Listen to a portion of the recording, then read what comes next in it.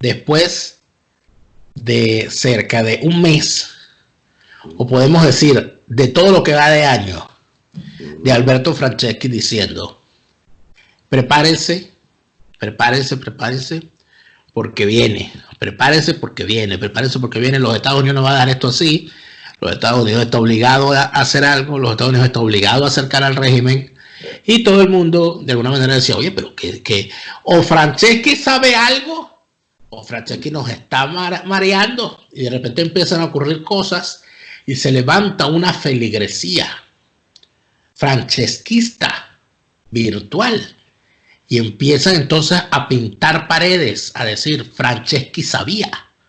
Y ahora entonces andan pintando: Franceschi tiene razón. Entonces yo quiero decirte, Franceschi, que bueno, que tomando en cuenta que está siendo considerado. Entonces por ahí dijeron: bueno, si los Estados Unidos están planteando un Consejo de Estado, que lo presida Franceschi, que Franceschi se encargue de ese Consejo de Estado. Entonces yo lo que me dije fue: bueno, vamos a suponer que Franceschi lo llama. Mamadera de gallo aparte. No, mamadera de gallo no, esto no es mamadera de gallo, esto no es en serio. Entonces, resulta ser que a ti te llaman en este momento. O no te llama nadie, chicos, te pregunto yo. Ajá. Mira, la opción que está planteada en la mesa es que los Estados Unidos están acercando al narcorrégimen chavista, intentando ahogarlo a través de sus negocios ilícitos. Eso es lo que están intentando hacer. Y pretenden con eso que las bases criminales que apoyan al régimen se vayan bueno, cayendo a piñas internamente, y que se cree una situación que haga más fácil la implosión del régimen o una acción de fuerza que termine por arrasarlo. En función de eso, o al ocurrir de eso, hay que montar un gobierno de transición o un consejo de Estado. Y le pregunto yo a Alberto Franceschi: ¿cómo debe ser ese consejo de Estado? ¿Cómo debe ser esa transición? ¿Qué haría Franceschi si le dice: Franceschi, encárguese usted, por favor? Tomo nota. Qué vaina contigo. Mira, Daniel, no es fácil esa pregunta. No es fácil porque tú no estás hablando con una persona que te vaya a responder el poder. Ay, qué asco. Yo, no, esos son cosas, ni tampoco te puedo responder como a los politiqueros de toda la vida. Esto no está planteado en este momento, esas frases hechas. No, y te la estoy planteando yo. Te la estoy planteando yo. Sí, por eso. Pero además, pero la respuesta de los politiqueros es unas evasivas sobre el tema, ¿no? Tú no eres politiquero, por lo tanto deja de evadirme la respuesta. Dime, ¿qué vamos a hacer? No voy a evadírtela. Yo lo único que te digo, estas cosas no pueden, esta y muchas otras en mi vida, yo las respondo sobre base de realidades. Bueno, no sobre hipótesis de hipótesis. ¿Entiendes? Realidad. Me invita la gente en la Casa Blanca, porque nunca es el presidente. El presidente es el último que se entera de esta vaina, ¿entiendes? El presidente accede a una foto, a una cosa, a una breve consulta después de haber pasado los filtros de la burocracia, los filtros de los grupos de presión, los filtros de los lobbies que acercan los personajes a la Casa Blanca. Quien crea que Guaidó, por ejemplo, estuvo en el Salón Oval y con una interacción viva allí con Trump, entonces no conoce lo que es la política yanqui. Él fue para una foto que se toma Trump. Y la conversación es 2, 3 cositas que le dice Trump y 2, 3 cositas que dice. Pero más aún, la esposa de Guaidó, o Rapunzel, ¿cómo se llama? La niña esta de Leopoldo, que también fueron, digamos, fotografiadas. Eso no son conversaciones ni que sea gente allegada al presidente o a una conversación política seria. Esos son momentos de foto, más nada. El grueso de todas esas decisiones se toman en conciliábulos que van reelaborando permanentemente las cosas y que tienen varias oficinas que arman una política que el presidente entonces defiende o expone. Bueno, ha llegado el momento en que las oficinas sortean todas las presiones y todos los lobbies. Ahí se mueven millones de dólares, Dani. La política americana está hecha de muchos dólares. ¿Entiendes? O sea, sortearon ya el lobby de Leopoldito, sortearon el lobby de Borges, que es distinto, aunque coincidente en cosas, sortearon los lobbies de los bolichicos que financian fuerte, el lobby Meserani, que por cierto, y que era un amigo de Trump cercano antes de llegar a la presidencia, por sus nexos empresariales, sortearon los lobbies, N lobbies. Y entonces llega a la conclusión la Casa Blanca que hay que escoger una persona como yo para el Consejo de Estado, más aún para presidirlo, que significaría que ya hay una jerarquía interna en ese Consejo de Estado. Dicho sea de paso, si ese Consejo de Estado no tiene una presidencia clara, un liderazgo de una persona clara, eso va al fracaso. Porque entonces tu primera valoración es que ese Consejo de Estado puede estar conformado por distintas personas, pero tiene que haber un presidente de ese Consejo de Estado. Pero por supuesto, si no fracasa al arrancar, porque el sello político de esa transición es un término hasta pavoso. O sea, el proceso, el ortograma, la hoja de ruta de ese gobierno tiene que tener el sello de una política. Y no hay 5 personas que piensen igual en Venezuela. Ni queremos que existan.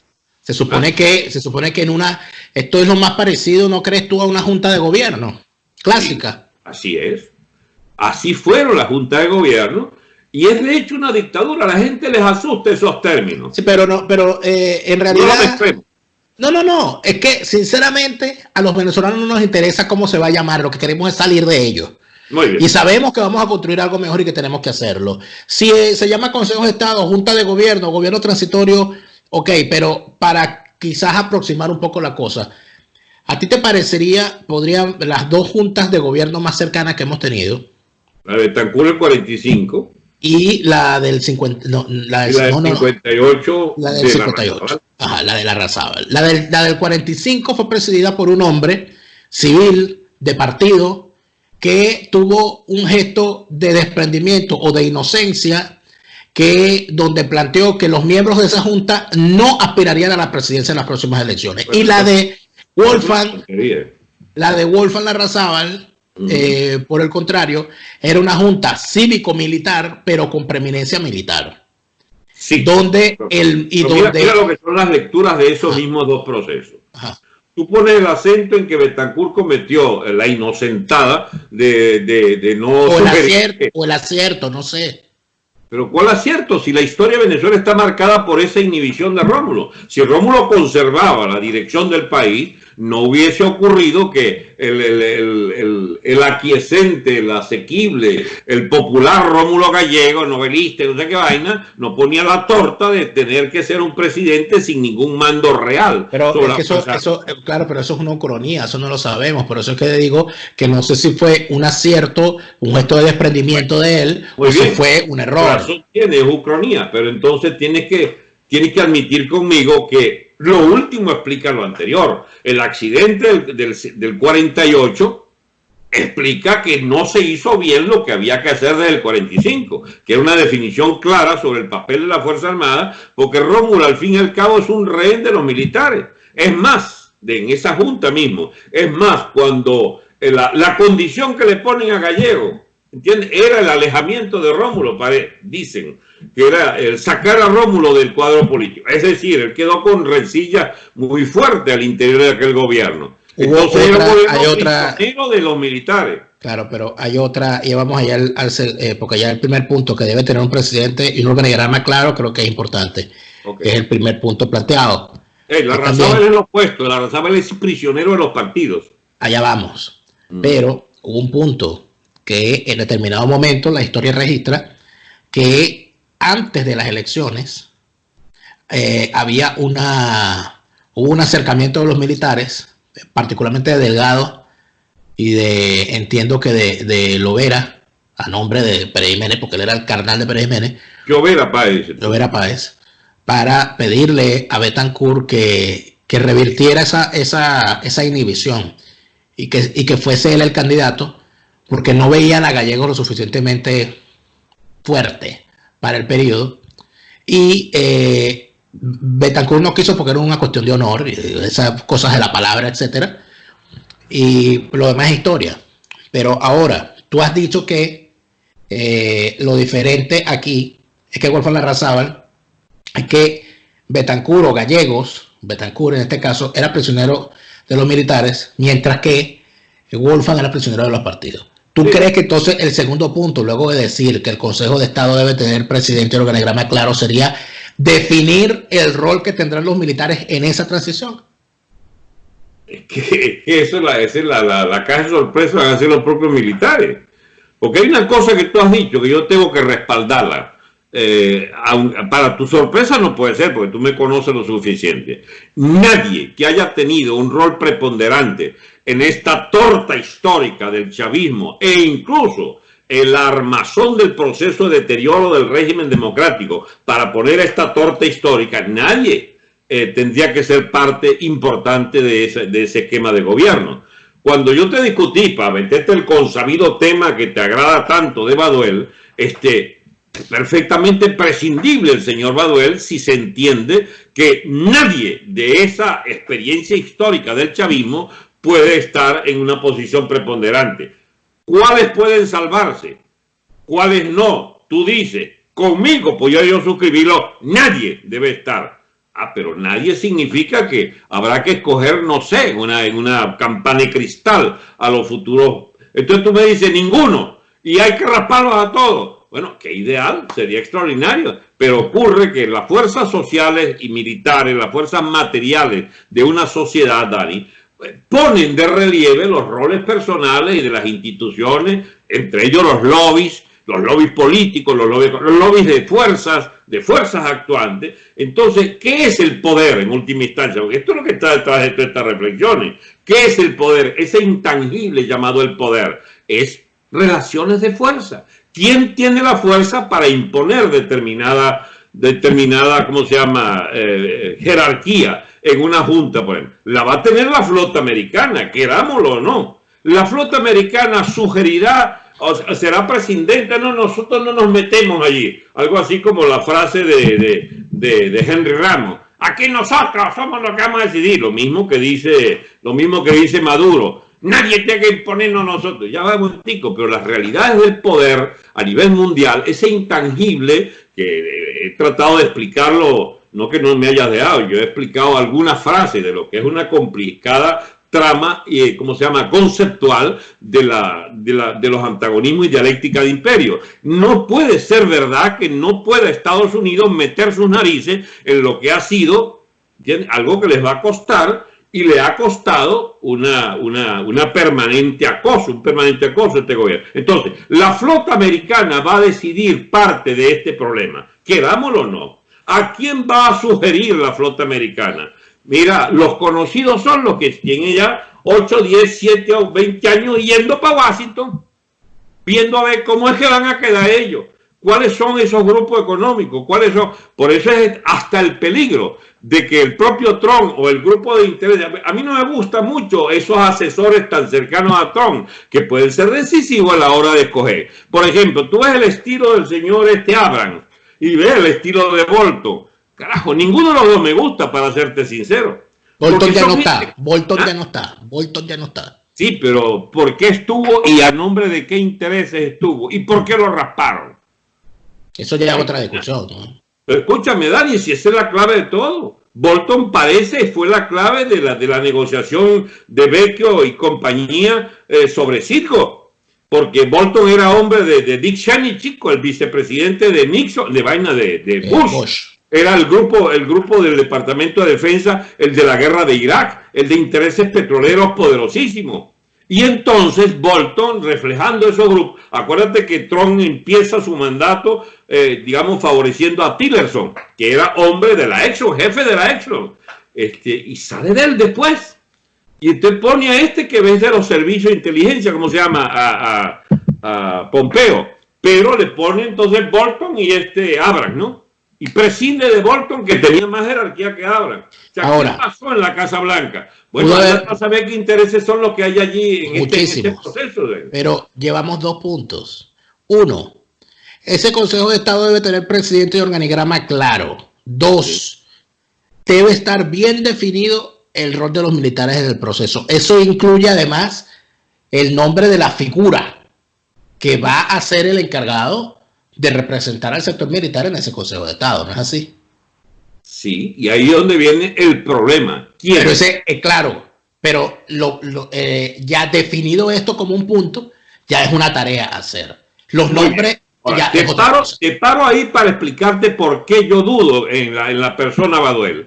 Porque es el que sugieren los militares que están reventados por Chávez y por los chavistas y por los sucesores de Chávez y de Maduro, sugieren el nombre Baduel y lo tienen en primera opción. Eso es lo que me dicen militares. Magnífico. Pero esa es una discusión sobre el nombre. Pero ya estamos perfectamente claros que eso... No, en ese caso no es sobrenombre solamente. Sobre significación, por supuesto. La opción Baduel es que desmonta el régimen a fondo. Bueno. Dicen ellos, dice él. Yo no lo hablo con él. Por supuesto, lo que pasa es que dentro de todo esto, fíjate, nadie en los planteamientos que se hicieron para el desmontaje de la gran mayoría de los regímenes militares en tiempos de paz, ya, puede prever quién va a ser la clave militar en los asuntos. No hubiese nadie pensado que un militar, que una figura del tamaño inmenso del general Gutiérrez Mellado se fuese a convertir en la clave militar de la transición española, y lo demostró el 23 de febrero. De la misma manera, nadie en todo el universo de militares del perejimenismo hubiese puesto la vista en Wolfgang Larrazábal. Por lo tanto, no sabemos. Tú me dices que tenemos ahorita el nombre de Baduel, pero es que no sabemos qué más puede surgir en el camino. Muy bien, puede surgir uno distintísimo y mucho mejor que Baduel. Pero los retos siguen siendo los mismos, yo estoy de acuerdo contigo. Los retos siguen siendo los mismos y no me vas a encontrar a mí sugiriendo mi militar o el que me guste. No, ese es algo que debes decidir. Es algo que van a decidir, Daniel, en función de eso. Pero tú no me dejas ser ministro de la Secretaría para ordenarte la agenda. Por lo menos un aspecto de lo que me has preguntado. Coño, para. Lo que vayan a resolver los militares. Me estás jalando, tienes un año diciéndome, coño, ponte para este lado, ponte a trabajar, entonces estoy actuando como ministro de la Secretaría y no me dejas. Estoy tratando de armar la agenda, presidente. Permítame, por favor. Ya llegamos al convenio. El Consejo de Estado debe tener presidente organigrama claro. ¿Cuál de ese presidente? ¿Cuál es su organigrama? Eso ya es otro tema, pero ese es un punto. El segundo. Está ligado, admíteme que están todos mezclados. Está bien, ahí habrá unos subpuntos. Luego, definir el rol de los militares en el proceso. Ya sabemos que eso es capital. Capitalísimo. O sea, que sin eso no hay.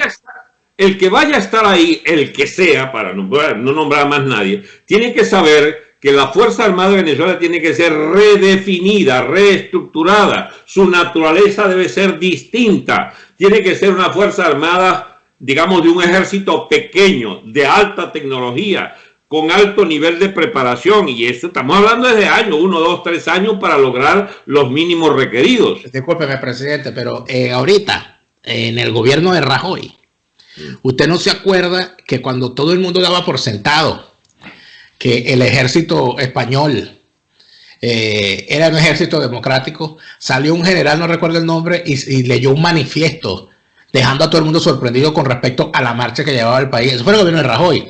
30 años después, cuando uno menos se lo esperaba, apareció algo que uno dice, bueno, pero este señor se perdió 30 años de transición.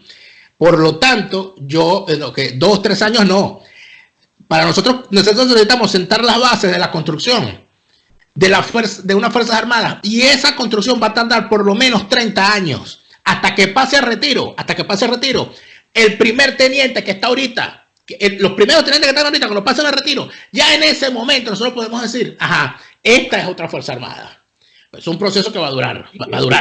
En principio tienes razón. Pero yo te estoy hablando en una carrera contra el tiempo en la que tú tienes 30 personas maltratadas, humilladas, sin empleo, muertas de hambre, con coronavirus, no sé qué, y tú tienes que resolver sobre la marcha. No, esas son las cosas. Claro, pero eso es lo táctico. El problema. ¿Con qué Fuerza Armada estructuras tú el Estado? Que para ti, a veces, no es que me da la impresión, es que yo voy a terminar siendo fastidioso contigo en el tema de qué tipo de Estado o qué estructura de Estado construye, que es lo fundamental. La mínima. Necesitamos una estructura mínima de Estado eficiente y operativa. Nosotros necesitamos, por supuesto, que ese Consejo de Estado esté conformado por el número de personas que esté casado con el número de objetivos principales. Ya tenemos 2. El primero debe ser el gran arquitecto de esa transición, que es una persona que tenga claro cuál es el camino que se debe seguir para construir todo el proceso, que no es el que va a llevar ese gobierno de transición, es el que se va a transitar en los próximos 25 años, por poner lo mínimo. Albricias. Esa persona, en este momento yo estoy hablando con una persona que podría ser que eres tú. Luego de eso vienen entonces ahí está, ya tenemos un componente del Consejo de Estado. Luego viene que hay que redefinir el rol de los militares en el proceso. Necesitamos un militar obligatoriamente.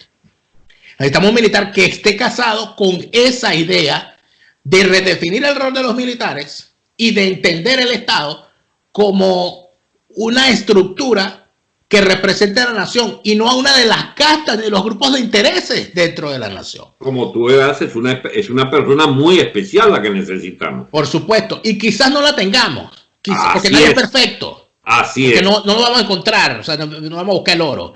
Pero necesitamos a lo que más se acerque a eso, o que por lo menos no obstaculice lo que se quiere hacer. Y los venezolanos saben cuáles deberían ser los grandes objetivos de esa nueva dirección del país, porque ya tenemos el civil y un militar hipotético que respondería a esa expectativa. ¿Sabe la gente los desafíos que tenemos por delante?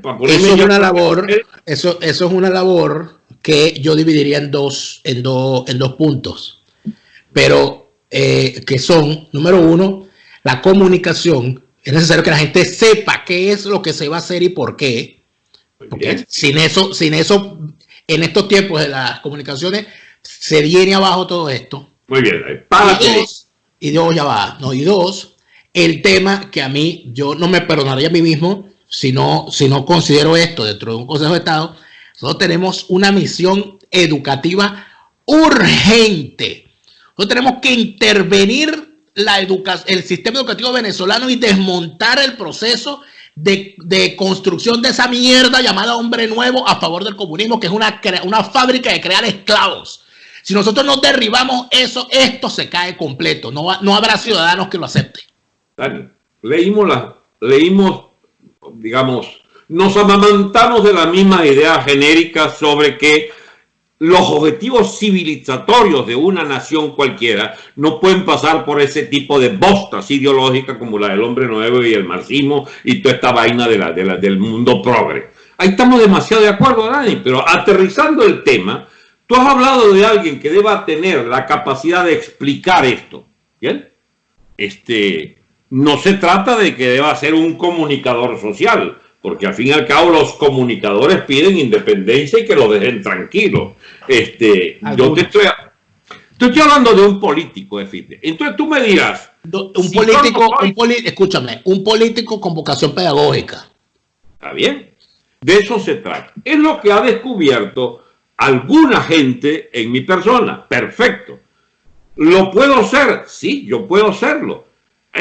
Voy a ejercerlo como tal porque resultaría designado, electo o como se llame. A mí no me gustan las elecciones porque de las elecciones ya salgo perdiendo al arrancar. Se necesitan varios millones de dólares y se necesita un grupo ¿cómo se llama? De presionadores de opinión pública que van a ponerle precio a tu cabeza para poderte apoyar. Yo no quiero ser prisionero de ningún grupo de presión. Entonces es designado. ¿Por quién? Por las fuerzas reales. Yo soy más pragmático de lo que tú te imaginas. No puede ser que Caprilito resulte electo, chico, a no ser por la idiotez colectiva y los millones de sus primos. Olvídate de eso. Pero ya va, Dani, es que esos son los problemas en los que se debate la opinión pública. Presidente, está fuera de orden. Que si el Guaidó es útil a no sé quién. Presidente, discúlpeme, está fuera de orden. Tenemos que definir el tercer punto. Sí, porque necesitamos hacer la agenda. Mire, ya hablamos de 2 puntos, pero esos 2 puntos no son la prioridad ahorita. El tercer punto... ¿Cómo que no es prioritario? ¿Quién preside? ¿Qué político? Por supuesto que sí. No. Me estoy refiriendo a la cuestión de la comunicación y todo eso. Porque yo, a diferencia de lo que mucha gente pensaría, dice, bueno, Daniel está armando ahí una vaina y él se va a poner ministro de Comunicaciones. No. A mí me parece que es mucho más grave y mucho más importante. Sí, escúchame. Tiene que ser un político que le explique al país que tiene un cambio tan profundo Sí. Que tiene que el país disciplinarse a una nueva orientación histórica de su nación. Alberto, sí, pero te corrijo, no es un político. Es que todos los componentes de ese Consejo de Estado deben tener vocación de comunicación pedagógica con la gente. Porque no puede descansar en manos de uno. Es que todos tienen que estar en la misma sintonía. Sí, pero por lo tanto, el perfil es mucho más. Que la gente identificar a alguien específico. Bueno, yo te identifiqué a ti, ya está, presidente. Mire, el tercer punto es, ya hablamos de lo militar, ya hablamos del organigrama. Ahora viene un tercer punto que es importantísimo, que para mí considero que debe ser el tercero, que es el tema del orden público. Es el tema más delicado. Es el tema policial, de orden público, de seguridad interior, pongamos, la seguridad interior, el orden público. ¿Okay? Sí. ¿Qué ocurre con eso? Felizmente ahí es donde uno tiene, por experiencia, digamos, de vida en el exilio, por lo menos yo tengo 2 personas con las que confío ciegamente que pueden cumplir ese rol, que es el almirante Carratú y el comisario Johan Peña, para irte directo al grano. Muy bien, a mí me parece que el almirante Carratú más bien está en el punto anterior, que es en la definición del rol de los militares en el proceso, porque el almirante Carratú debería ser la persona que encabece la organización de la educación de esos nuevos militares. No, ¿cómo se llama? No voy a oponerme a semejante obviedad. Debe ser persona extraordinaria para eso. Ahora, en cuanto a la seguridad y el orden público, estamos hablando fundamentalmente de policías. Así es. De policías que entiendan que el orden público es algo sumamente importante en una situación como esta. Que entiendan que el trabajo policial no es frente a un micrófono. Que entiendan la importancia de la inteligencia policial, que entiendan la importancia de la educación, de la presencia en los sitios donde está el verdadero problema, y que además de eso tengan una alta calificación y un entendimiento claro del número bueno, quizás no del número, pero sí de la necesidad de tener muchos cuerpos de acciones especiales para empezar a reducir todos los foquitos que van a aparecer por todas partes en las cárceles, en ciertas zonas urbanas y no tan urbanas donde se encuentran estos famosos pranes y todas estas cosas. Eso no es un imposible hacerlo, porque si Gómez pudo hacerlo a caballo y con Mauser, yo dudo mucho que un policía de estos tiempos no sea capaz de reducir a estos malandros. Yo dudo mucho que eso sea así. Y Johan no solo es capaz, sino que eso están dando. Caramba. ¿Cómo te quedó loco? Presidente, estoy sorprendido. Viene el cuarto punto. Ya. Y el cuarto punto es una suma de muchas cosas. Yo no sé si poner de primero la desgracia económica del país. ¿Con qué se llena esto? ¿Con qué? ¿Dónde están los reales para esto? Y eso, además de eso, depende. Ya. Además, esto se une a una cuestión urgente. Sí, cómo no, un presidente que le hable a la gente, el orden público, la educación de los militares. Pero mientras esto ocurre, hay cosas que están calientes y que no esperan por unas definiciones, sino que hay que atenderlas. La gente que está esperando por la medicina que se está muriendo, las madres parturientas, las mujeres parturientas, la crisis humanitaria nacional. Muy bien, Dani, pero en algún momento tengo que explicarte lo que yo he venido pensando en el asunto, y cada vez que voy a pensar una vaina me dice que no. Claro, presidente, porque estamos haciendo la agenda, y después que hagamos la agenda usted la desarrolla. Así que usted no me ha entendido. Usted no me deja hacer mi trabajo de ministro de la Secretaría. Yo estoy haciendo lo mejor.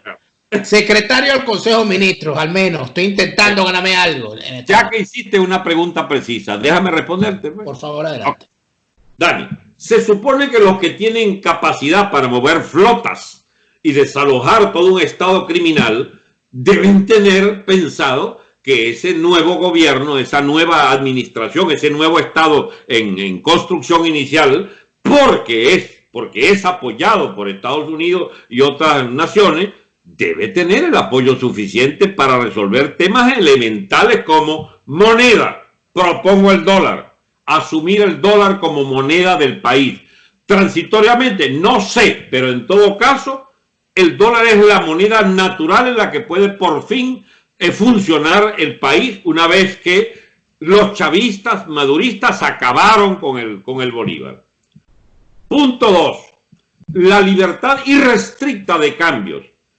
La capacidad de que todo nuestro sistema bancario sea absolutamente abierto, con capacidad para aceptar y depositar con la banca extranjera de una decena de países su flujo natural de cuentavientes y de cuentadantes de Venezuela. Es decir, para decirlo, el señor, ¿cómo se llama? Daniel Lara tiene $100,000 en una cuenta en Estados Unidos y puede perfectamente en una cuenta que él tiene en Caracas o en Maiquetía mover ese $1,000,000 con la autorización y las mediaciones típicas del sistema bancario en Estados Unidos. O sea, eso de ser dolarizada la economía, el sistema bancario absolutamente, digamos, en sintonía con la banca mundial, eso es la primera parte para pensar cómo rehacer una economía en tiempo récord. Porque la otra cosa es una consideración más bien no filosófica, sino de balance histórico. Tú no puedes sustituir los actos los actos voluntarios de millones y millones de seres por la voluntad de burócratas repugnantes que deciden qué producir, qué no producir y cómo hacerlo. Es decir, es el libre acceso a las decisiones colectivas, lo que la gente debe con la libertad personal, nutrir el mercado de todo lo que haga falta y con la libertad irrestricta de comerciar, de importar y de exportar lo que sea con una moneda también de libre circulación y la libre circulación de capitales. Todo eso se alimenta con unos préstamos iniciales, que por cierto no es cualquier préstamo, son préstamos en dólares en un país que con la moneda dólar puede perfectamente, porque nosotros somos capaces de poder pagar 100, 200, 300 mil millones de dólares en los próximos 10, 15, 20 años. Somos capaces de salir de esta tronera siempre y cuando resolvamos la reconstrucción del Estado y de la economía dolarizada en la más irrestricta libertad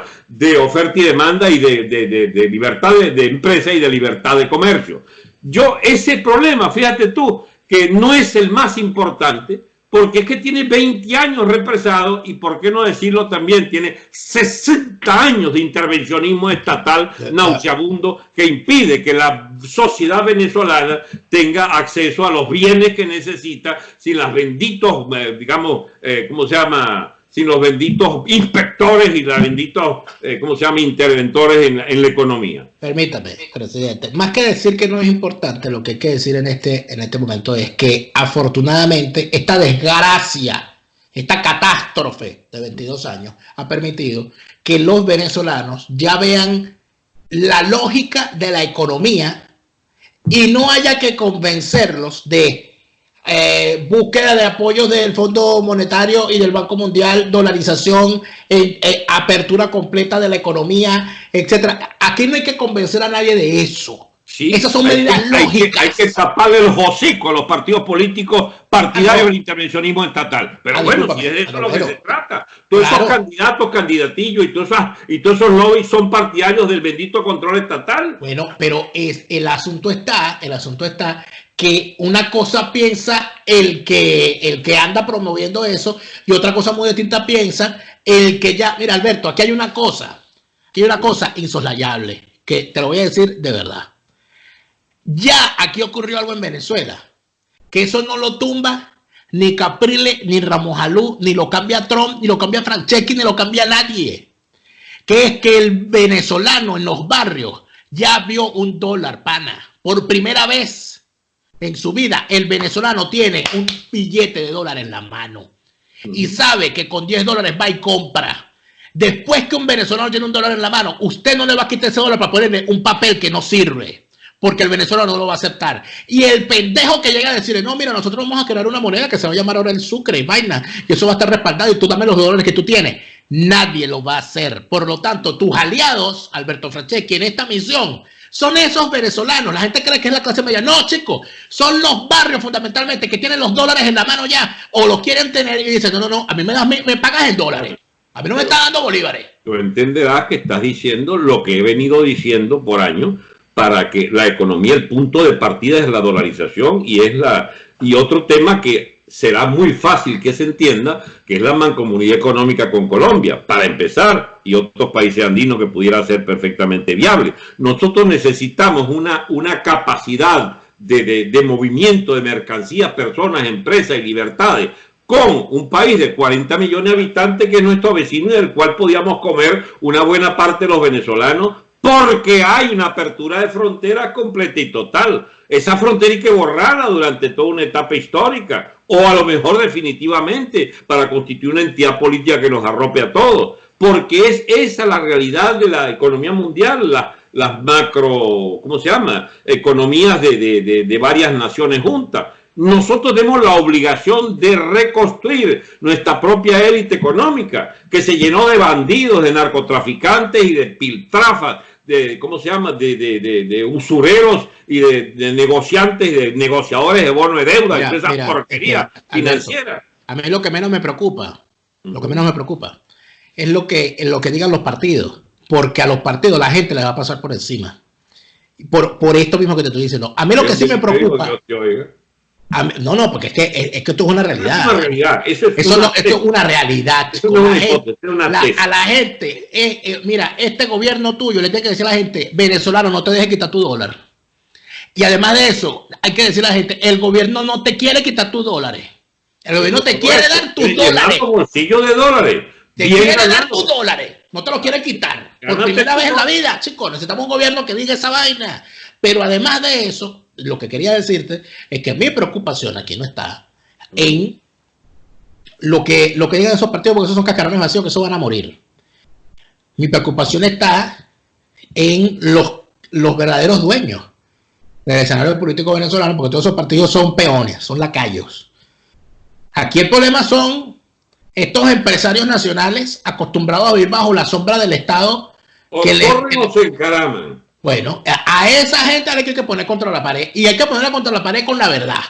Señor banquero, que pasó usted de ser office boy para convertirse en el hombre más rico de Venezuela según la lista Forbes, explícanos cómo usted logró esa fortuna en el mismo momento en que se constituyó un narcoestado, y nos explica eso ya. Y si no nos lo explica, usted queda despojado de toda posibilidad de seguir operando en Venezuela. Por eso no podemos permitir que los que se enriquecieron con el narcoestado sobrevivan al narcoestado, porque significaría que a la vuelta de la esquina volvemos a tener una cosa peor. Mira, Dani, hay un ejemplo que hay que tomar, y tú que estás allá podías ir ayudando en ese aspecto. El trato hacia esa burguesía nuestra es algo parecido a la que hace la reconstrucción de la República Federal Alemana con los nazis. Hubo nazis que se salvaron, Dani. Sí. Pero el grueso de ellos mordió el polvo con los intereses del nuevo Estado democrático alemán. El comportamiento de la llamada boliburguesía, bolichico y tal, era como si hubieran apoyado a Hitler, chico, en Alemania. ¿Entiendes? Eran parte, a lo mejor estoy diciendo algo que no es del todo adaptado a nuestra realidad, pero es algo así de un corte quirúrgico histórico en el tema de la propiedad y de la empresa, donde, sí, lo digo con cuidado, Dani, porque los propietarios de la Daimler-Benz y de Volkswagen y de la Krupp, las compañías de acero alemanes, etcétera, etcétera, como que siguieron antes y después de Hitler. Sí, pero fíjate, es verdad, y otros más, Hugo Boss, recuerda que todavía se le saca a Hugo Boss haber sido la empresa que diseñó el uniforme de la SS, todo eso, pero el asunto, pero permíteme, porque creo que has dado en el clavo. El asunto está, no es que se salvaron los nazis, es que se escaparon, lograron escaparse, pero el grueso de la sociedad alemana hizo ese proceso de desnazificación. Y no creas que las empresas que le sirvieron al nazismo y los empresarios que se afiliaron al nazismo no sufrieron las consecuencias, las han sufrido hasta el día de hoy, porque el descrédito es un pasivo en las cuentas de cualquier persona. La alemana hizo suya ese repudio al nazismo. Sin duda. Entonces, en medio de todo eso, el problema aquí está entonces en algo que yo vengo planteando fuertemente, lo voy a seguir planteando todo este tiempo. Tengo bastante rato diciéndolo. El chavismo es una organización criminal. No existe el chavismo democrático. Olvídense de eso. Dani, todo eso puedes evitártelo porque yo he escuchado tus programas y sé lo fuerte y el contenido que significa tu fórmula que yo comparto, mi Sifu. Nunca se olvide eso. El asunto está que aquí lo que hay que establecer, tal como se hizo en el año 45, que fue lo único, bueno, lo más notable de ese periodo, fue el famoso Tribunal de responsabilidad administrativa.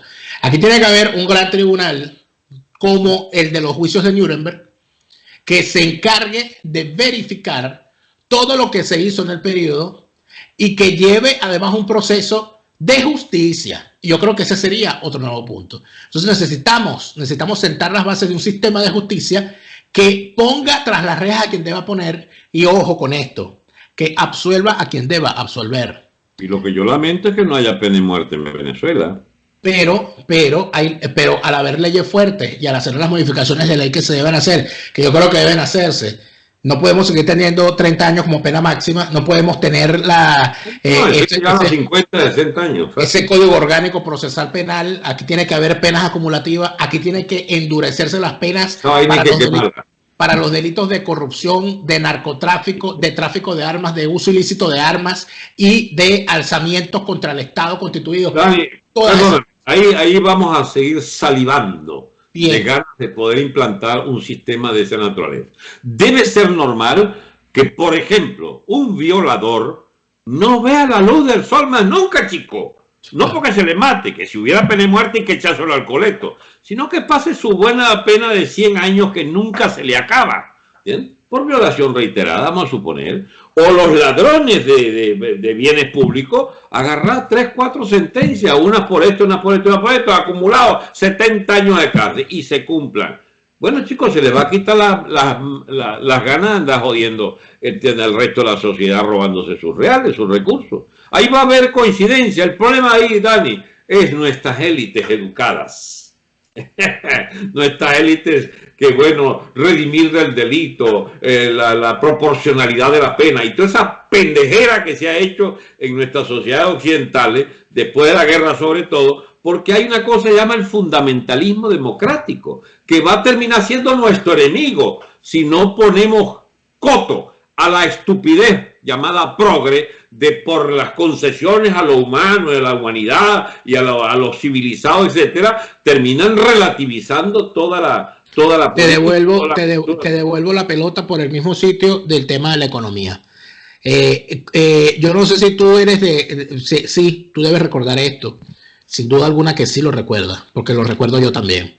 Antes, y sobre todo uno que estaba en los medios, uno veía también, porque yo llegué a verlo, como cuando una mamá, un papá, tenía un muchacho que estaba viendo que no lo podía controlar y que se le iba a echar a perder, el mismo padre iba y lo llevaba para el cuartel. El mismo padre iba y lo llevaba para el cuartel. Y le decía, no, yo vengo para acá, pero no puedo poner para que me lo acomoden. Inclusive, cuando cometía un delito, el mismo padre o la misma madre era capaz de entregar al hijo. Mire, no, yo no quiero ese malandro en mi casa. No, y qué bueno que cayó preso para que por lo menos se acomode, aprenda un oficio.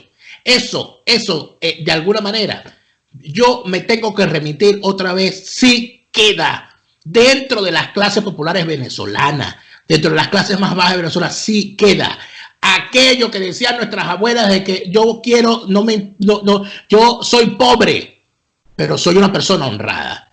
Y nosotros tenemos que entender que esa gente es la primera que va a clamar por un sistema de justicia donde no tenga que esconder a sus hijos de que venga un malandro y se los mate, o que los metan a malandro, o que le quiten a la hija, o que un malandro se enamore de la hija. Eso es una realidad, Alberto. Eso va a caer por completo. A mí lo que me preocupa ahorita es el tema que no hemos entrado en él, y yo sé que tú tienes una opinión con respecto a eso, que es el tema de la atención a la catástrofe humanitaria, que es un tema urgente, que eso es que llegando vas a estar contando muertos diarios, por hora, y es una situación colosal que desbordará inclusive la capacidad de cualquier tipo de gobierno para atenderlo, y que yo le doy por lo menos unos 5 años para estabilizarlo. Ojo, con una atención masiva y combinada, estado por estado y casi que cuadra por cuadra del país. ¿Qué piensas al respecto? Mira, Dani, aquí hay una digamos, contradicción falsa entre una mentalidad liberal en la economía y las exigencias de una reconstrucción político-social de un Estado, de una nación determinada. Es que se supone que lo que aconseja la visión liberal es que, bueno, la libre iniciativa y no sé qué vaina, etcétera, la libertad de empresa terminará. Sí, pero como tú dices, y ahorita cómo se mancha en las casas. Ahí tenemos solo la alternativa de que el Estado tome medidas que efectivamente pueden no ser de tinte liberal, sino medidas para una emergencia histórica como la que padecemos. Y tiene que ser ¿cómo se llama? El salario garantizado por el Estado para todo mayor de edad que tenga el sostén de familia. Eso puede complementarse con que lo principal del ingreso que garantice el Estado en esa transición vaya a la madre de familia, ¿entiendes? Por aquello de los vicios sociales, ¿entiendes? En lugar de jartarse en aguardiente la vaina, la madre, chico, preferirá siempre la leche para los muchachos. La apertura comercial y el surtir los mercados como nunca antes es la otra alternativa, pero esa se logra con libertad de comercio. Pero el poder adquisitivo, que es lo que en definitiva estás planteando tú, tiene que otorgarlo transitoriamente al Estado, en lugar de llenar las cuentas bancarias del vagabundaje. Mira lo que pasó en Argentina, ¿eh? El bolsa Macri quiebra una vez más la economía argentina y la moneda, y le dan 50.000 millones, chicos, de dólares de auxilio, y por supuesto, por la maquinita ese billete y del Banco Central y de los vagos políticos de Argentina, esfumaron 50.000 millones, chicos, en menos de un año, por la libertad cambiaria y la vaina, etcétera. No, aquí no. Tú, si asumes el dólar, todo dólar que entre y que llegue al bolsillo del pobre, como tú dices, ese dólar allí se queda para comprar en un mercado real. Muy bien. Esos dólares, inicialmente lo que se pida, tiene que ser distribuido para el consumo de la gente. Y hay otras instituciones que en Venezuela pueden ser de gran auxilio. Yo por lo menos hasta nuevo aviso confío que eso es así. Una figura fundamentalísima que yo he considerado en todos estos cálculos es el cura Freite. Lo digo aquí para empezar a delatar complicidades. El cura Freite tiene una posición tomada sobre que la iglesia debe ser un factor de ayudar a la organización, de hacer llegar los auxilios del Estado venezolano a las familias pobres. La iglesia católica o las iglesias en general. Las iglesias. Yo creo que es importante eso, Alberto, porque sin hacer ruido. Está hablando alguien que no es confesional. No, te lo digo que es importante que lo digamos, porque muchísimas personas de distintas religiones, y cuando digo distintas religiones, católicos, evangélicos, pentecostales, testigos de Jehová, inclusive supe también de una gente que son santeros incluso, que están haciendo de forma clandestina prácticamente todo lo posible para garantizar que gente en su comunidad tenga que comer. Y eso de alguna manera, eso ya hace unos correajes que permite que haya que utilizarlos para la gente. Son correajes fantásticos, porque no dependen ni de ganancias ni de mal uso de los recursos que se pongan. Y efectivamente, sobre la marcha, sí, son las iglesias, donde la católica tiene una preeminencia de 4-1 respecto a las otras. Por lo menos eso es lo que se nos dijo siempre. Pero aún así, en la propia iglesia tiene que haber algún mecanismo de control, porque hay iglesia católica e iglesia católica. Digo, para que no creamos que se trata entonces de favorecer tal o cual rosca, ¿entiendes? Entonces, por ejemplo, que el doctor bueno, es un eminente protestante, el señor Olson, creo que se llama, preside una confederación de iglesias anglicanas allí, que perfectamente... No, y hay mucho pastor de comunidad que sabe muy bien cómo están esas comunidades y que no necesita que le digan que ayude, y curas de pueblo también. Mira, eso es tan cierto lo que hemos abordado, Dani, de contar con esta gente, que con las debidas excepciones, hasta eso que llaman los santeros, porque hay toda clase de santeros. Hay santeros traficantes y hijos de la gran peste metidos digamos a los equipos de tortura del régimen, por ejemplo. Sí. Y hay santeros, chicos, buenos tipos ahí, brujitos Somos animadores de algún algo mucho más importante, que no me perdonarás tú y me perdonará otro, porque mucha gente a veces se queja, bueno, porque todos los santeros, bueno, es que hay una pequeña cosa que tengo que decir. Los principales delatores de los santeros del régimen, de los que están al lado del régimen, son santeros. Yo lo sé. Son santeros que avergonzados le hacen llegar a uno lo que está ocurriendo. Por eso es que, bueno, por eso es que lo dejo ahí para que lo y si profundizaran, terminarían arrepentidos de muchas otras demás. Entonces, muchas otras cosas. Tenemos hasta el momento, fíjate, porque ya el tiempo es inclemente, pero fíjate tú. Tenemos 6 puntos en este momento en agenda, presidente, en consideración. Dani, ¿a ti no te parece que si tú mamas gallo con esa vaina? No estoy mamando gallo, pero... no te puedo llamar presidente entonces. ¿Entonces cómo te llamas? Pero escúchame, es que eso queda un poco raro. A veces, tú me estás entrevistando como político, no como presidente. Déjate de vaina. Tienes un año diciéndome que me salga de mi rol cómodo. Entonces, cuando me salgo y me convierto en secretario de tu consejo de gobierno y de tu vaina. Bueno, pues ya estamos entonces en el consejo de gobierno. De tu consejo de ministro, entonces me mandas allá. Es que esta es la novedad, chico. Entonces, yo quiero que tú me digas, pero te estoy diciendo. Equipo de gobierno. Estoy intentando ser ministro de la secretaría y no me dejas. Entonces, ¿cómo trabaja uno? ¿Cómo trabaja uno? No, háblame en serio, Dani. Es que estoy hablando en serio. Yo estoy hablando en serio. Hay notas de sarcasmo en tu vaina. No hay ningún sarcasmo. De que estamos jodiendo. Y esto no es joda. Mira, ¿tú sabes qué podríamos hacer nosotros por todo este tiempo? Escucha bien. Nosotros podríamos tranquilamente crear, en medio de esta situación, y te lo estoy diciendo en serio, un gobierno virtual en este momento. Y desde ya, empezar a hacer consejos de gobierno virtuales de 30 minutos al día. Donde tú con otras personas hablemos de lo que hay que hacer en cada uno de estos puntos. Y yo te aseguro que va a ser muchísimo más efectivo que esa mierda de gobierno interino con todas las vainas que tiene a su favor de redes y pendejadas. Esa parte me gustó. Bueno. Entonces, cuidado ahí. Atención. El primer punto que se discutió fue que ese Consejo de Estado, si es que se va a llamar Consejo de Estado, Junta de Gobierno o Gobierno de Transición o Gobierno de Emergencia, debe tener un presidente y debe tener un organigrama claro. Puede entenderse, y quizá eso será materia de discusión posteriormente, que ese organigrama claro debe ser un organigrama pequeño, corto. Esto no es una repartición, esto no es una piñata. Así es. Un gobierno de transición no es para darle cargo, uno para cada partido, uno para cada del G4, no, uno para cada país del Grupo de Lima. No, eso no es así. Acá hay unas prioridades y en función de esas prioridades tiene que haber un organigrama. Y las prioridades están definidas a continuación. 1. Definir el rol de los militares en el proceso, lo que significa que necesitamos allí a un militar. No hemos dicho cuál, sabemos qué debe hacer, pero no hemos dicho cuál, ni vamos a entrar en eso. Luego hemos dicho que tenemos una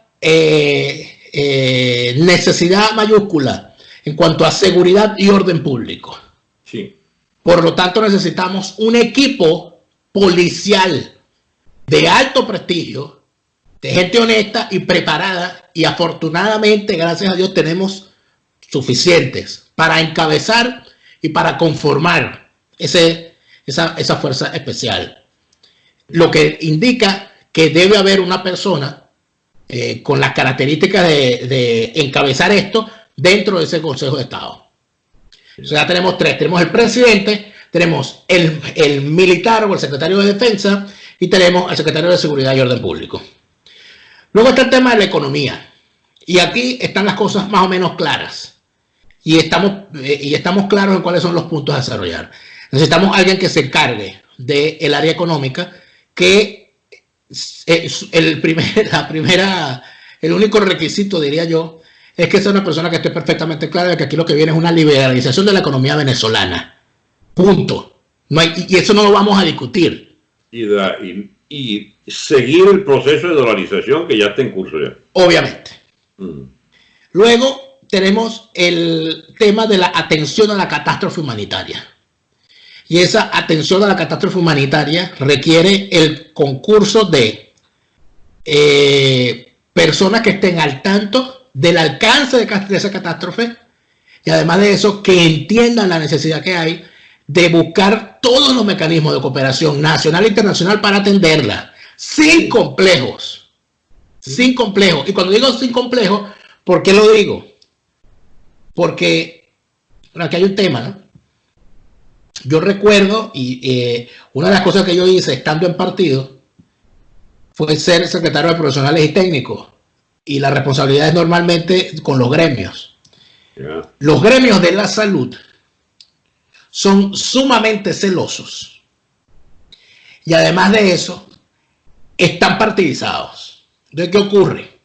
Que nosotros tenemos que tener una catástrofe humanitaria, amigos. Nosotros necesitamos el concurso de organizaciones, de médicos, de personas que conozcan el tema de las catástrofes humanitarias a nivel mundial, que van a tener que actuar en Venezuela. No, bueno, porque es que ese médico no es el que tiene que revalidar, no, porque es que esa enfermera no, olvídate de eso, ¿ok?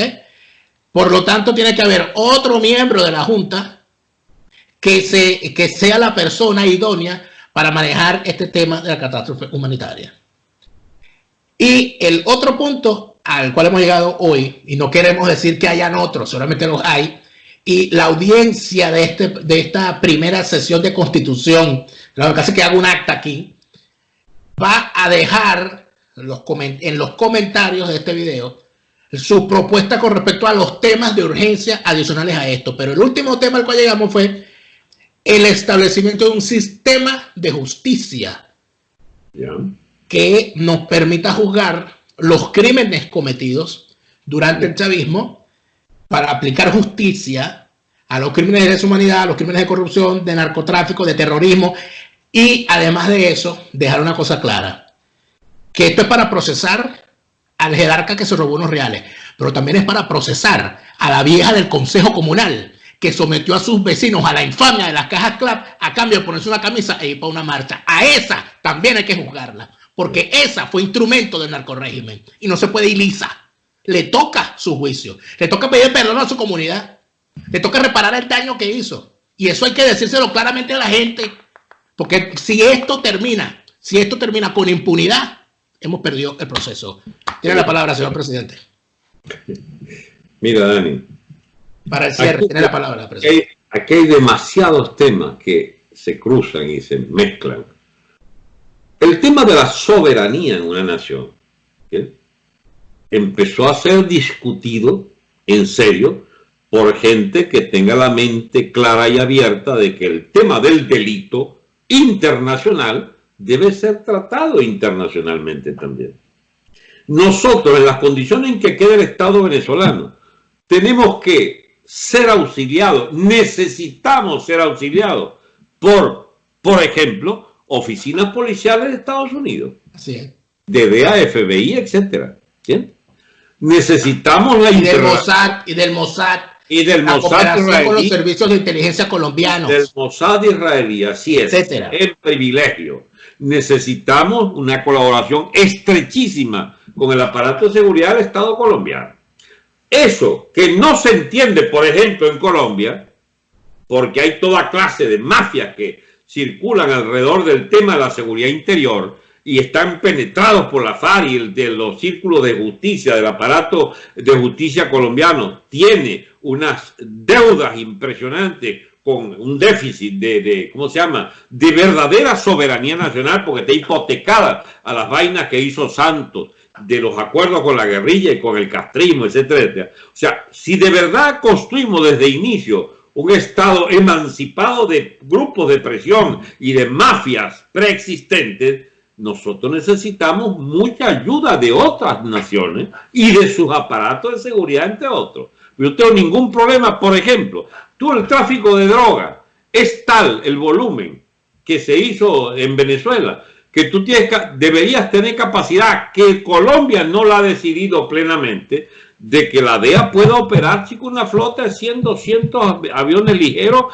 para patrullar el cielo venezolano. Fíjate tú, ya lo de la soberanía del espacio aéreo, Esa es una pendejada. Una etapa histórica donde la tecnología permite retratar, chicos, hasta una célula que tú pongas así, puedes retratar por un satélite. ¿Para qué es que sirve la soberanía sobre nuestro espacio aéreo? Deberíamos compartir ese espacio aéreo con todos los que estén interesados en ayudarnos a liquidar, chicos, toda vía aérea del delito en Venezuela. Son cosas que parece mentira que cuando se va a la tierra es que se entiende de que no se trata entonces. ¿Estás ahí? Estoy aquí escuchando, presidente.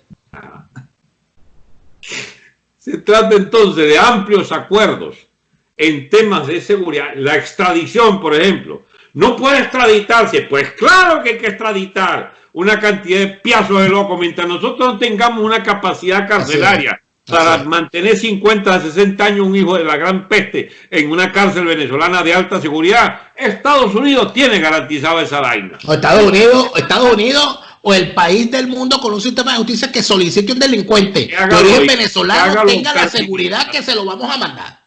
Entonces se hace un ampoducto. Todo el que vaya a ser extraditado, que sea extraditado. Ampoducto. Me gusta eso. Escúchame, la claridad con la que podemos nosotros hablar las cosas, porque ya por fin me aceptaste ser parte del equipo, es algo que debe ser notificado en las mentes lúcidas del Estado norteamericano para que sepan que existimos venezolanos de otra catadura, de otra mentalidad distinta a esos puños de jalabola que van a Estados Unidos, ¿entiendes? Que vienen a Washington es a ver qué negocio les toca y a qué agencian, qué grupo de intereses bastardos generalmente, van a agenciar para ellos quedarse con una parte del pastel. Dani, hay gente en Venezuela honorable, en las élites también. Yo celebro que estemos de acuerdo con lo fundamental. El grueso de nuestra gente humilde es honorable y van a ser el apoyo fundamental de un nuevo régimen. Y también, ¿por qué no decirlo? Hay factores empresariales limitados, pero existen, y factores en la finanza que son gente honorable, que podemos contar con ellos, siempre y cuando, chicos, el pilar sea la transparencia en las relaciones comerciales y financieras, etcétera, con una nación como Estados Unidos. Y no se trata de adversar intereses de nadie, de intereses, digo, legítimos, de, por ejemplo, el Estado norteamericano. ¿Qué garantías puede tener con nosotros? Todas. No con los estatistas que van a tratar de edificar o de recuperar las supuestas bondades que eran verdaderas plagas que heredadas de Chávez y de la vieja democracia, que consistían en esos fueros, en esos cotos cerrados de cacería para fortunas fáciles y de legislaciones especiales, chicos, que condonaban o favorecían al delito. Narcotraficante que sea pescado en Venezuela, a las 24 horas puede estar, chicos, en Fort Lauderdale, acá en el aeropuerto de Miami, a mano del FBI. O que se venga el FBI, llévense su bicho para allá. La primera medida de Alberto Franceschi, estimados amigos, como presidente, la construcción de un acueducto. Malandro que caiga del narcotráfico en manos del 24 horas le damos en Venezuela. Ahora, Alberto, ya para concluir, y creo que esto es lo más importante, porque lo más importante es la forma en que la gente se logra involucrar. Tienes que convencerlo con una clara, con la convicción en la población de que gente de la mejor buena fe está a la cabeza de su nuevo Estado que hay que construir entre todos. Porque nadie puede hacer esta vaina ni solo, ni en un pequeño cenáculo. Perfecto, pero tenemos de millones de personas. Permítame, señor presidente, concluir con la intervención de hoy haciendo lo Sigo siguiente. creyendo que la gente no toma en serio cuando hablas así. La gente lo va a tomar en serio por lo que voy a decir en este momento. Número uno, he asumido la responsabilidad de ser el secretario del Consejo de Estado de la Junta de Gobierno. No sé. Pero quieres mandar más que el carajo, por cierto. Exactamente, porque alguien tiene que poner orden aquí, porque yo sé cómo va a ser esto. O sea, yo no me quiero imaginar una reunión. No quiero nombrar a nadie porque no quiero comprometer a nadie, pero a lo que quiero llegar es a lo siguiente.